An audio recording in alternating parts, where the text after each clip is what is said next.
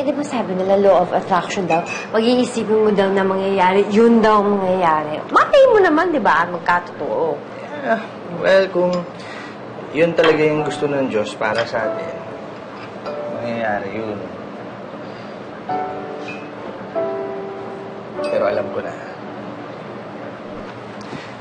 para mangyari yun, siyempre, kailangan natin ng... ano na? Alam mo, Juan, tama kayo. Diba? Sandali, ano? Dito na? Oo, ayaw mo. Mali mo, swerte tayo dito. Hindi pa tayo dyan, no? Oo, basta. Huwag ka maingay ba? Bilisan mo. Bilisan mo kami.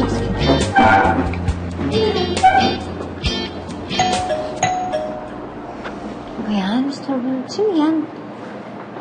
Huwag mo na nga mo sagutin. Hindi naman nilalang dito tayo, eh. Oh, yes.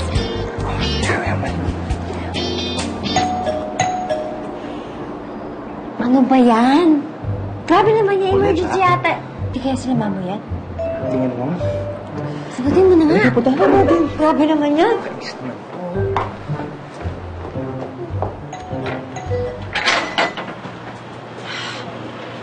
Ano naman ginagawa mo dito, ha? Pwede ko bang mahiram ang asawa mo saglit? Meron lang akong importanteng sasabihin sa kanya. And I'm sure he wants to hear this. Hiram, baka naman agawin mo ulit. Well, hindi ko nakasalanan kung bumalik siya uli sa akin.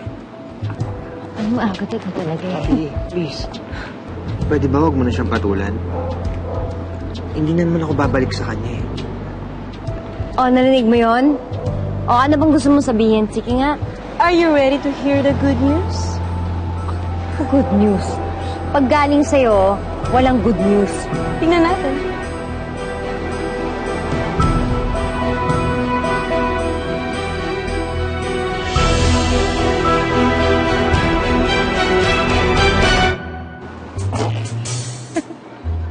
Ano yan? Pauso? Hindi maganda, dear. Regalo ko to kay Juan. Congratulations, Juan. Magiging daddy ka na. Buntis ako. At oo, happy.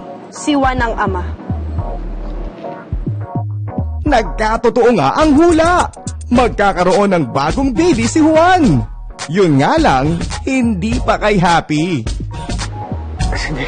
Buntis ka? Paano nangyari yun? Ano ka ba, Juan? Gusto mo ba ikwento ko pa kung paano tayo nakabuo? Una, hinalikan mo ko dito. Pababa ng pababa. Hanggang dito. Tapos, ayoko na marinig, pwede? Kailangan mo talaga ikwento lahat? Ano mo, Agatha, hindi na kami madadala sa mga panluloko mo at pag-imbento mo ng istorya. Aminin mo na, nagsiselos ka dahil magkakababy na kami ng asawa mo. Hindi ako naniniwala sa'yo, okay? Kasi ilang beses mo na ako niloko. Oo, hindi na kami magpapauto dyan sa mga imbento mong istorya. Okay, hindi ko na ipagpipilitan ng sarili ko. Kaya ko naman palakihin ang baby namin ng mag-isa lang. Kapag nagtanong na lang siya kung nasaan ang daddy niya, sasabihin ko sa kanya na nasa kabilang bahay kasama ang kabit niya. Oo, tama na. Tama na yan, tama na yan. Please, huwag ka nang patulan yan. Huwag nang bahala. Sige na.